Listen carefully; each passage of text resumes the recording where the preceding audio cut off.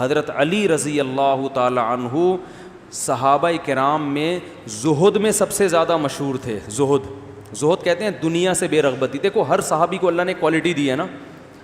حضرت ابو بکر کا مقام سب سے اونچا کیوں ہے کہ نبی کا ساتھ جس طرح حضرت ابو بکر نے دیا اور نبی کی جو دوستی جس طرح حضرت ابو بکر سے تھی وہ دوستی کسی کے نصیب میں نہیں آئی. اور نبی نے اپنے مصلے پہ کھڑا کس کو کیا؟ حضرت ابو بکر کو, بیماری کے ایام میں. یہ مقام ابو بکر کے علاوہ کسی اور کو حاصل نہیں. حضرت عمر کو الگ مقام ہے, حدیث سے ثابت ہے. کچھ جزوی فضیلت ایسی ہے جو حضرت ابو بکر کو نہیں ملی.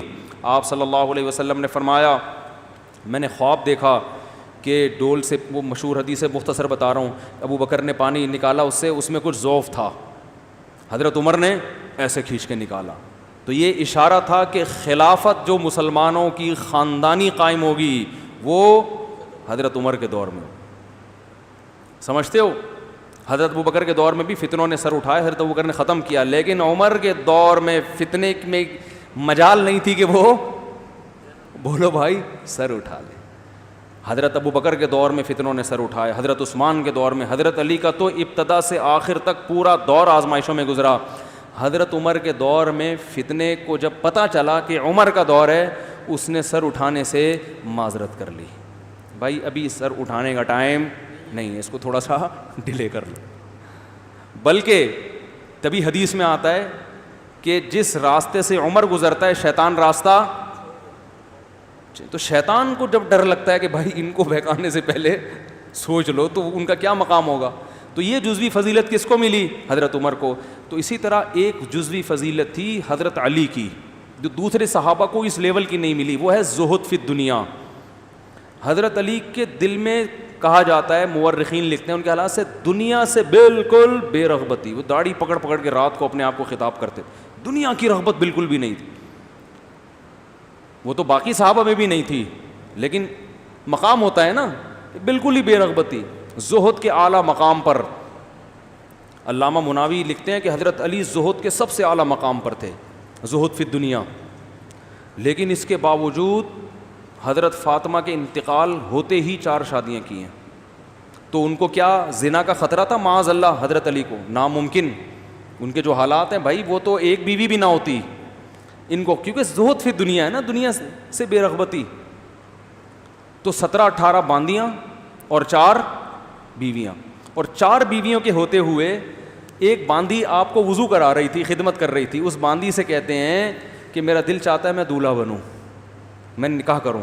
تو اس نے کہا کہ آپ کر لیں, آپ تو امیر المومنین ہیں, آپ کے لیے رشتوں کی کمی تھوڑی ہے. تو انہوں نے فرمایا 4 بیویاں موجود ہے, کیسے کر لوں؟ ٹھیک ہے, یہ میں نے اپنی کتاب میں حوالہ دیا ہے اس کا.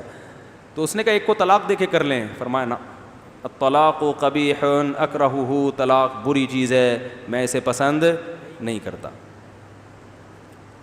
تبھی تو میں نے واقعہ بتایا نا, حضرت حسن نے بہت کثرت سے نکاح کیے, تو حضرت علی نے ممبر پہ چڑھ کے کہا, ممبر پہ جا کے فرمایا کہ یہ بہت کثرت سے طلاق دیتے ہیں, اہل کوفہ اس سے نکاح نہ کرو. تو لوگوں نے کہا کہ ہم نکاح کریں گے, بے شک یہ طلاق دے دیں, کیونکہ ان سے نکاح کے نتیجے میں ہمارا رشتہ محمد صلی اللہ علیہ وسلم سے قائم ہو جاتا ہے. تو حضرت حسن کا یہ الگ کانسیپٹ تھا. اس پہ کہ ایک صاحب نے, مشہور زمانہ فتنہ نے مذاق اڑائی, یہ مفتی صاحب نے جھوٹی روایت پیش کی ہے, مشہور آدمی ہے.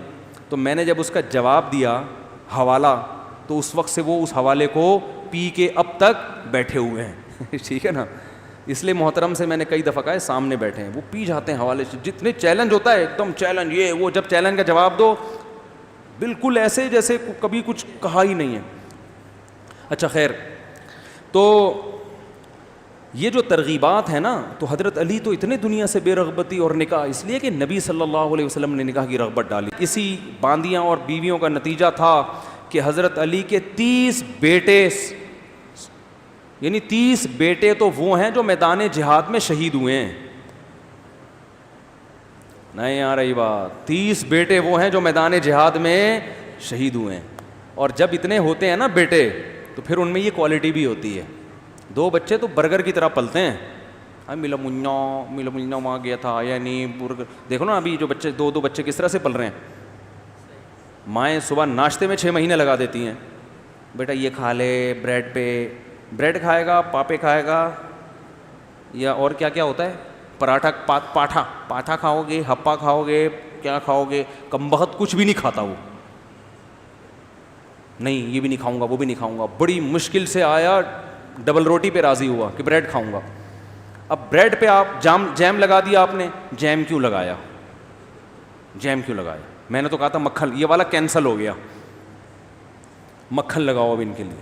تو اس پہ بھی, خود پہ بھی مکھن لگانا پڑتا ہے اور اس کے لیے بھی مکھن لگانا پڑتا ہے. پھر وہ ڈبل روٹی کے 2-3 پیس بمشکل کھائے گا, پھر 1-8 کوفتہ لنچ میں لے کے چلا جائے گا. تو بچے جب زیادہ ہوتے ہیں لڑتے ہیں آپس میں, مائیں پریشان کہ ہائی یہ تو لڑائی کے ایک طوفان کھڑا کیا ہوا. او بھائی اس کو لڑنے دو بچوں کو, بیٹے آپس میں لڑتے ہوئے اچھے لگتے ہیں, یہ لڑے گا اس میں کانفیڈینس. ابھی بھائیوں سے لڑ رہا ہے, یہ وہ لڑائی نہیں ہے, یہ تو بچوں کی لڑائی ہے, یہ لڑنے دو. اس پہ ان کے اندر برداشت پیدا ہوگی اس لڑائی کے نتیجے میں, سمجھتے ہو؟ تھوڑے سے بڑے ہونے تو پھر ان کو سکھاؤ کہ کھلانا سیکھو. تو تھوڑی سی تربیت تو کرنی پڑے گی نا, بالکل ہی تربیت سے غافل ہو گئے پھر تو چور ڈاکو ہی بنیں گے, وہ تو ایک بھی چور ڈاکو بنے گا.